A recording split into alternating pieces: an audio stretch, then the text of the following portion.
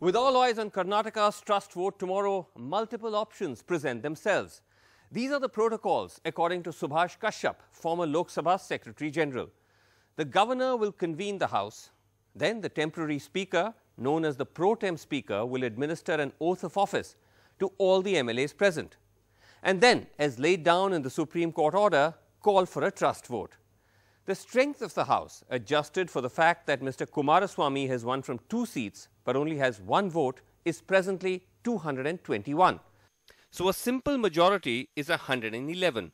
The BJP with 103 is 8 short. The opposition claims they have 115. In the event, the BJP can try and make it through in any one or combination of multiple scenarios. Option 1, it can get MLAs from the JDS Congress to defy the party whip and vote in its favour. Second option, it can get these opposition MLAs to abstain from voting, thereby bringing down the strength of the House and lowering the BJP's target. Remember, the majority has to be proven of those present and voting, not of the full strength of the House, according to Mr. Kashyap.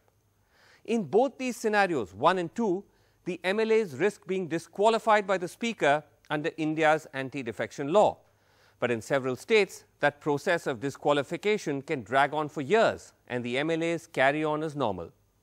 Option 3, the BJP can persuade opposition MLAs to be absent from the House on some pretext or the other, again bringing down the strength of the House. Being absent doesn't invoke any penalty. Option 4, another way to reduce the strength of the House is to persuade MLAs to resign.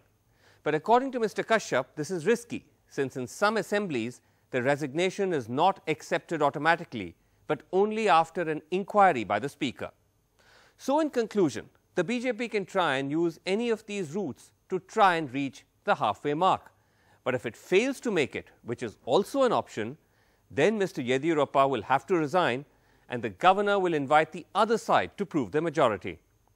There is sadly a final option that we've seen being exercised all too often in such cliffhanger scenarios, that whichever side senses defeat disrupts the assembly and forces an adjournment.